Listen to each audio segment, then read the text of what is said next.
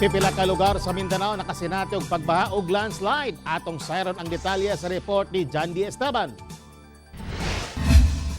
Temporaryong dili maagian ang Fatima Malabug Road sa Paquibato, Davao City. Dihang nagka-landslide sa lugar tungod sa way puas nga pag-ulan.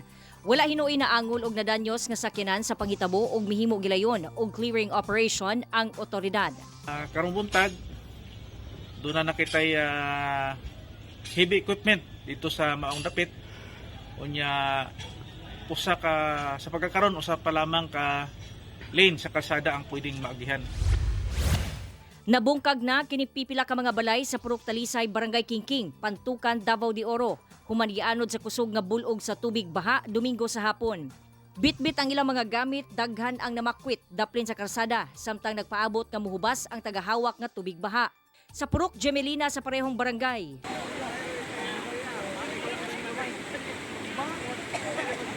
Nagtinabangay na ang mga residente og alsa sa mga motorsiklo aron makatabok human gibaha ang dalan. Gitabangan na usab ni ining kalalakinan nga makalahos ang mga babayi, tiguwang ug mga bata. Base sa MDRRMO Pantukan, 400 ka mga residente ang apektado sa paglapaw sa Kingking River.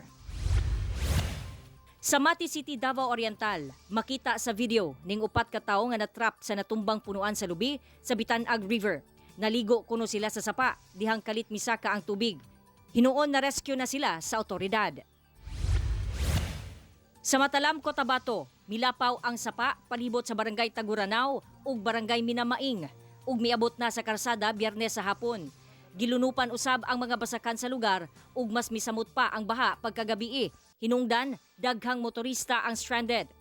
Samtang, maisugong gitabok sa mga residente ang naghaguros nga tubig baha sa Barangay Minamaing aron lang makauli sa ilahang panimalay. Sa General Santos City, gimonitor sa BDRRMO Barangay Labangal ang water level sa Silway River tungod sa posibleng pagsaka sa tubig. Hinuon anaa pa sa medium level ang water flow sa maong sapa sukad adlawng Domingo. Base sa monitoring sa Pag-asa, easterlies ang nakaapekto karon sa panahon sa Mindanao. Busa lauman ang mga pag-ulan o localized thunderstorms sa daghang dapit sa Mindanao. Ako si John D. Esteban para sa One Mindanao.